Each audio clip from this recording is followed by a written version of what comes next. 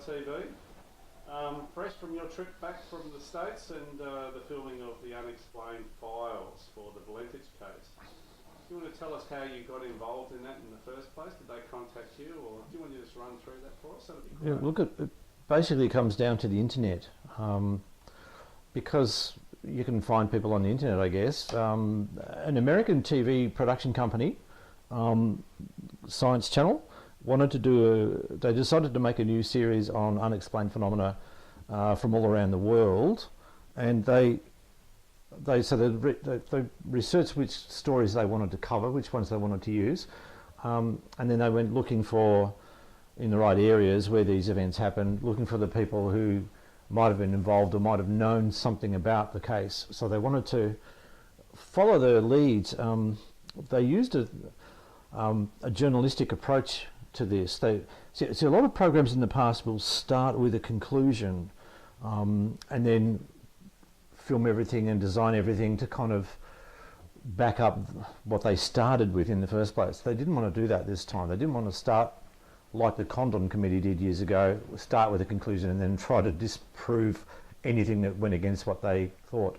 No, so what these guys did, they got a really fresh approach, was let's investigate these cases, let's find out who might know something about the cases and study the story, investigate, and see where it leads. They had no preset idea about how long it should go for or anything like that. So they just said, let's just investigate and go for it. And that's what they did. So just because I've been involved in UFO research for many, many years, and because I'm associated with the Australian UFO Research Network, and I run the Victorian branch of it, they must have found the website, I guess, for AUFORN, the Australian UFO Research Network, which has a page which tells them who are the directors for every state, and they knew that the Valentich case was what they were interested in and that it happened in Victoria. So they found me as the director of AUFORN Victoria. So they contacted me that way, and I just got an email from a TV producer from Raw TV in London. Just sent me an email and said, I'd like to talk to you about what we're doing. We're wanting to do cover the Valentich case. Would you be interested in helping out? Do you know anything about the case? I said, oh yeah, I knew some of the family members years ago. He used to come to the UFO meetings, and I knew a bit about the case. And yeah, I'd love to help out. Yeah, so, well, I didn't make that decision immediately though. At first, I said, what angle are you going to have? Which way are you going to cover it? It's been done several times, and he said, well, we're going to do this in a very sensitive way, and we're going to do it with a great deal of respect for the people that were involved. And that sounded good to me. If they didn't have that approach, I wasn't going to go for it at all. So, if it was going to be respectful, like looking for the truth and being respectful to the family especially, if those conditions were maintained, then I was happy to help out. So the next thing we did was I got him to I had a Skype account on my computer. I got him to set up Skype over there so we could have long conversations and talk about everything and go through everything way before anything began. Yeah. So the internet was very, very helpful, because by using Skype, you can talk to somebody in the other side of the world and it's like you're in the same room. It's so clear, the sound. And we were able to talk for a long time and go through the issues and decide what we wanted to do with this little documentary. So the next thing they told me was, oh yeah, we'll be coming over in March sometime. So I organised some annual leave around the sort of time I thought they were coming over, and it just coincided nicely. And so I was on annual leave from work, so I was able to just spend a few days with the film crew. And they started off here in this house, asking me questions and interviewing me about the Valentich case, getting my perspective on the case.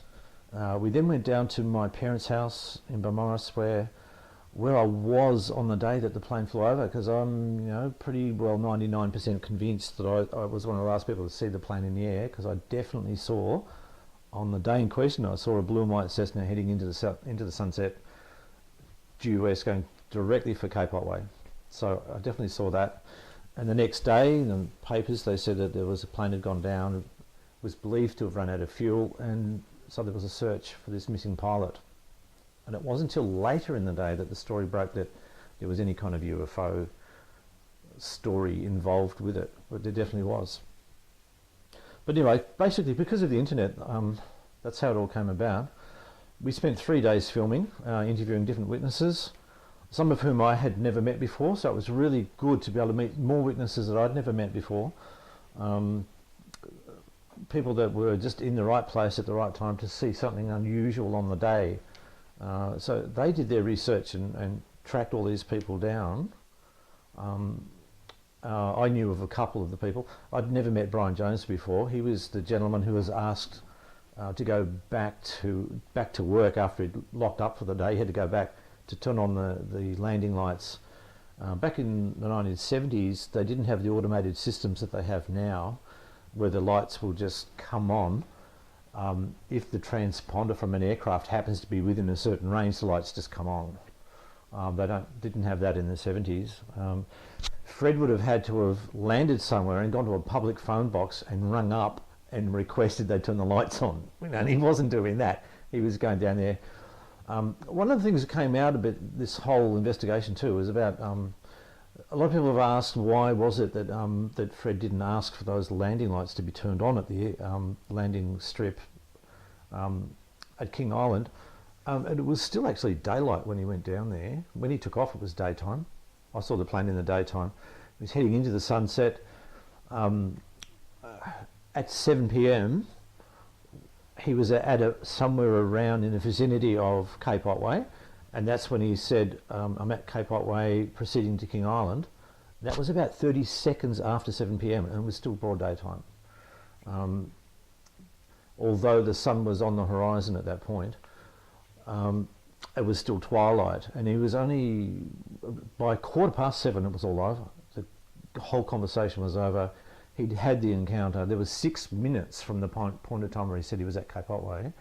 He flew into the setting sun for 6 minutes over the water towards King Island before he then said, do you have any, is there any known traffic below 5,000 feet? So he was right over the sea when that happened. And by then it would have been starting to go a little bit darker, but it was still light enough.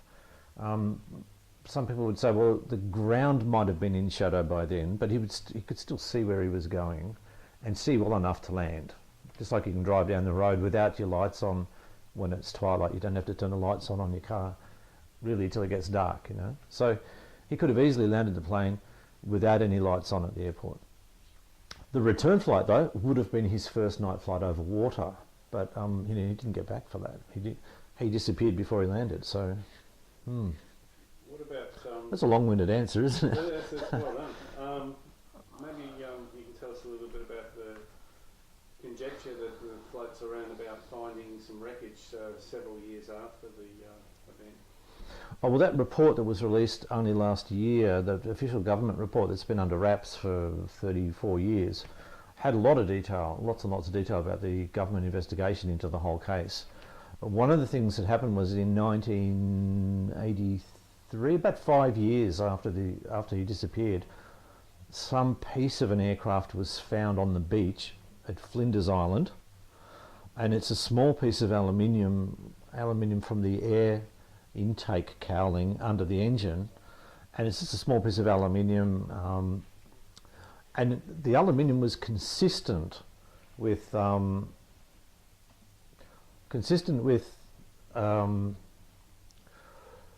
serial number. See, all the parts of the plane have serial numbers on them.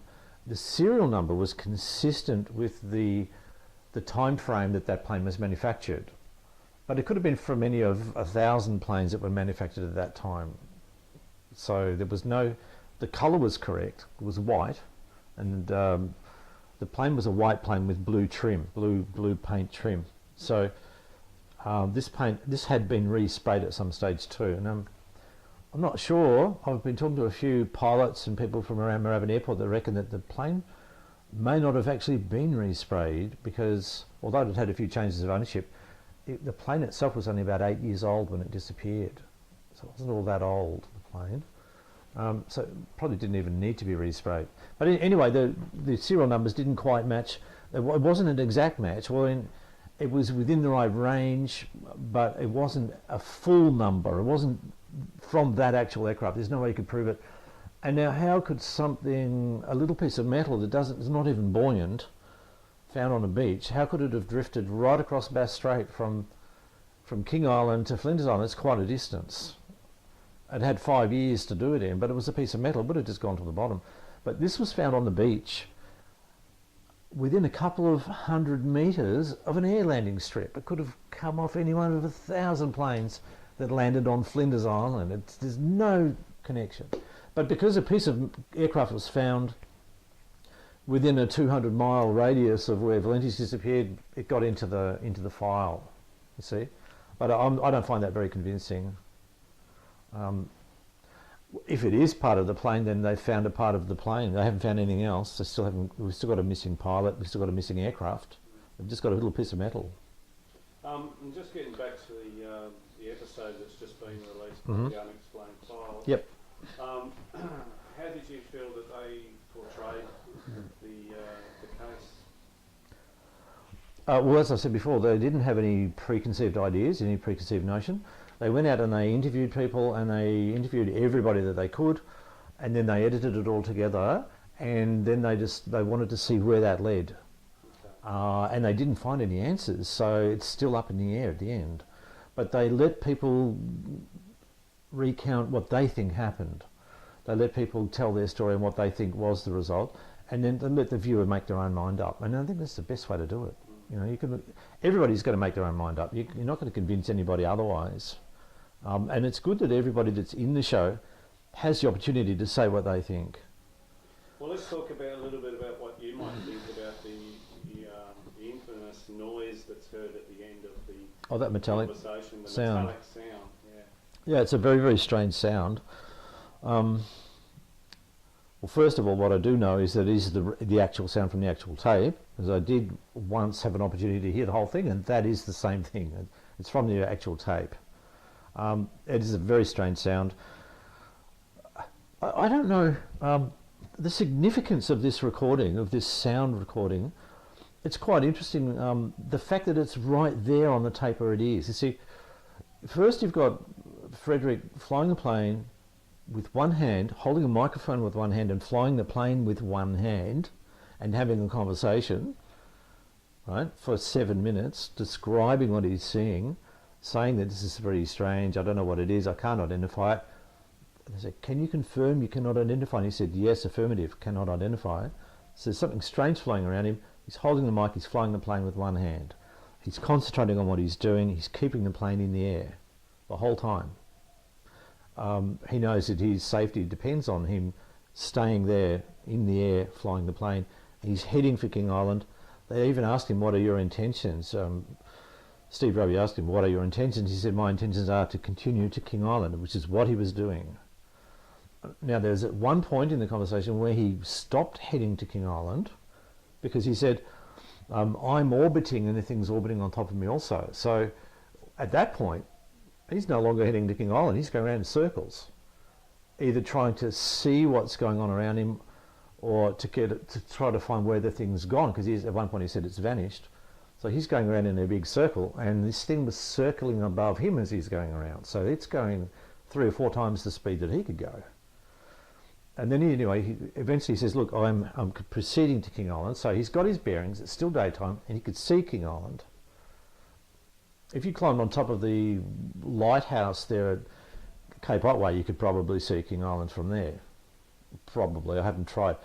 Well, when you're in the plane anyway, you would see King Island. So he's heading for King Island, and he's in control right up to the very end. Totally in control. He didn't sound all that. He just sounded a little bit sort of surprised at the very end. He's very calm and collected all the way through, I think, but just at the very end he sounds surprised by something. After he said that strange, he says the word aircraft, he says that strange aircraft is hovering on top of me again. It's hovering and it's not an aircraft.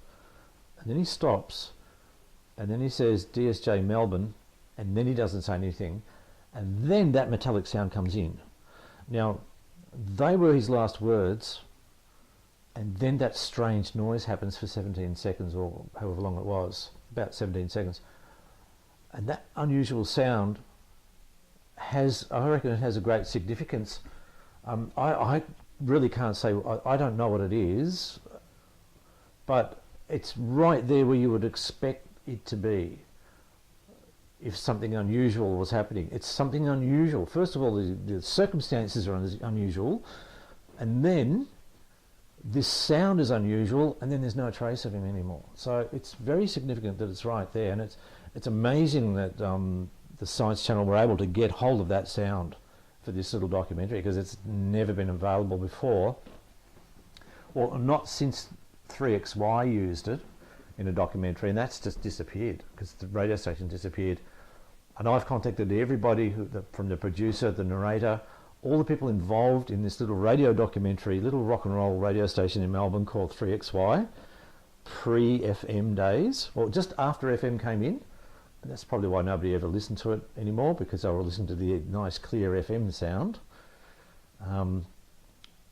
They made a UFO documentary because they had the Valentich tape, and they used it, but it's disappeared completely. That documentary is in the archives in Canberra, and you can tell them you want to listen to it, and they get it prepared for you, and you can listen to it. And that's the only bit missing. The only part missing from that documentary is that Valentich tape, which was there, and it did have the sound of the metallic sound that you hear in this documentary, on this new TV documentary, but it also had Fred's voice in it too. It's completely gone from our archives copy in Canberra. So why is it missing? I don't know, but it is missing. I've listened to it, it's gone. But that's the only reason 3XY made it in the first place. Another mystery. A mystery on top of a mystery. Okay. I guess we could sit here all day, and I'd love to sit here all day and just talk about what happened to Fred and the events of the day. But let's move on to modern times now, and your involvement with the TV crew and your trip to America. Tell us a little bit about the after events from once you've done all the filming. What happened from there? What happened was they just my mobile phone rang, and it was London. It was Raw TV, the people that came out to film us. One of their crew rang up and just said, "Look, we're doing the final edit now for the series of all the filming we did. We've got the final edit up. We're pretty happy with it. Would you be interested in helping us with the promotion of this new series?" I said, "Oh yeah, okay, why not? I'm in episode 1. I might as well help you with the promotion." "Yeah, why not?" So I said, "Yeah, sure." And that was the end of that. And I just thought, well, they said, "Okay, we'll probably be there sometime in July. We'll do it in July." And I thought they were just going to hire they've got an affiliate here in Melbourne. When the crew came out here, the van that they used was from the Melbourne office of this TV company that does documentaries all over the place. But this, I thought they would just send a crew down here and just interview me or something like that, and we'd just talk about the series and what it's going to be doing, and if that'd be used as a promo or something. That's all I thought. You know, maybe we could get a model aeroplane on a string or something and swing it past the camera. I don't know. But then I got contacted, a phone call, some texting, and an email from America, from New York, from Erin Calhoun from the cable TV network, saying, "Okay, if you're going to help us with this promotion, are you coming?" Well, yeah, okay, I can come. When would it be? And I organised some more annual leave from work so I could go, and it just happened to coincide perfectly because I decided I needed a break from work, and the timing was perfect. And they said, yeah, I said, well, look, if you're going to fly me over there and put me up in a hotel, yeah, sure, I'll come. And they did, and it was great. And so I went over to Los Angeles, escaped the freezing cold Melbourne winter for a few days. It turned out to be nearly a week, including travel time in the air. But it was great. Went to LA. I've never been to America before. They picked me up in a limo at the airport, took me to the Beverly Hilton Hotel, and that's the hotel where they were going to have this television event that they do twice a year over there. Cable TV is really, really huge in America, bigger than it is here. And they have this thing called the Television Critics Association, And it was this big, huge hall of 200 TV critics sitting there with their laptops, all tweeting. They're listening to you, but they're tweeting at the same time. And they're also checking up on what you're saying, whether you're telling them the truth or not. So that's interesting. And they could be monitored. So the cable guys were monitoring their responses to every presentation that went on. And two of the Science Channel executives went on stage with me, and the three of us answered questions to this group of all the TV critics out in the audience, and it was really good fun. It was a little bit intimidating and challenging and exciting. It was kind of a little bit of nervousness and excitement together, but it made it for a very exciting trip, very short trip, and I got to meet a few of my famous people, other people as well. They had nothing to do with this, but they were there for other TV shows. So I managed to actually get a photo taken with Larry David. I'm a big fan of Curb Your Enthusiasm, and that was a real hoot to see him and get a picture with him. And I also saw David Bradley, who's a very famous English actor. He was Filch in the Harry Potter movies, and he's been in a few TV shows lately, like Broadchurch, which is on TV. He was there to promote the new Doctor Who film. He's going to be one of the early Doctors in this 50th anniversary Doctor Who thing that's coming up. I met one of the Ikettes, and I met Josh Thomas, the Australian comedian. I saw him walk past, and he was surrounded by Americans, and when he did his little presentation. So I moved to another seat so that I'd be in the right spot when he came out. And as he came back, I was just like, "Oh, g'day, Josh, how you going?" And you could hear an Australian, and what? So he came over and said hello, and yeah, it was funny. He was there to promote his program called Please Like Me. He was promoting that over there. So this is a big TV event that they do in America. It was really good fun. They treated me really, really nicely, really well. I was treated like a VIP, limo to and from the airport. And it was a free day. The Friday was a day where I could just look around LA, and I'd never been there before. And they gave me a limo for 4 hours, limo and a driver, to just go wherever I wanted and check out what I wanted to do. And I had this little tour all organised in my mind, which I did previously online, where to go and what to look at, and did all of that. It was fabulous. It was great. What did you see? Really good. Well, I went and saw all the old recording studios of old 60s rock bands that I was a bit of a fan of. The Doors. They had the Electric Studios and their workshop, and other famous places. I saw the Whiskey Go Go and the Hollywood Bowl, and yeah, it was good. Went to Santa Monica Beach and Venice Beach. It was a very, very good trip, and it was really nice because you do all this ringing up people and getting their UFO reports for 20 years, and you wonder why you're doing it sometimes, and then out of the blue, this is a big reward for me. It was a very nice time. And now that it's gone to air, gone down to cable in America, it's not broadcast, it's narrowcast if it's going down to cable, but it's really big in the States. So when they catch up, when the Australians catch up, see it, I might end up getting, they might want to interview me on, if it comes to cable in Australia, which it probably will do on cable TV, on Foxtel or something. Somebody might ring me up and want to talk about the show, perhaps. I don't know. Look, I'm not expecting anything to happen. There's a possibility that the series will get shown here and it'll possibly even be totally ignored. I have no idea. But it is a big case. It's a major case, and I'm happy to go into bat at any time. This is what went into my mind when I was there in LA and the big event was going to happen the next day. That I was there to represent Frederick Valentich because he couldn't represent himself because he's not around anymore. And you know what I mean? So many theories have been presented that that he was suicidal, or that he was, one of the skeptics even said that he was running drugs between King Island and Melbourne. I mean, that's just wrong. I think that's disgusting. You have a guy whose family have lost their eldest son, and they're being accused of all kinds of stuff that should never happen. So I found a website that did that, that said that, and I went in there and I gave them a nice big reply that they're just completely wrong and that they should be ashamed of themselves for putting out stuff like that. I'm prepared to go into bat for Fred anytime, and yeah, someone's got to, and I'm happy to do it. All right, we'll wrap it up now, and thanks very much for your time, George. It's a nice short little chat, but it's very interesting to catch up with you yet again. It's been a very interesting year for me. I'm telling you, very interesting, and it's a pleasure to be interviewed. Yeah. Thanks, Andrew. It's good. That's okay, and all the best. Good, man. Cheers.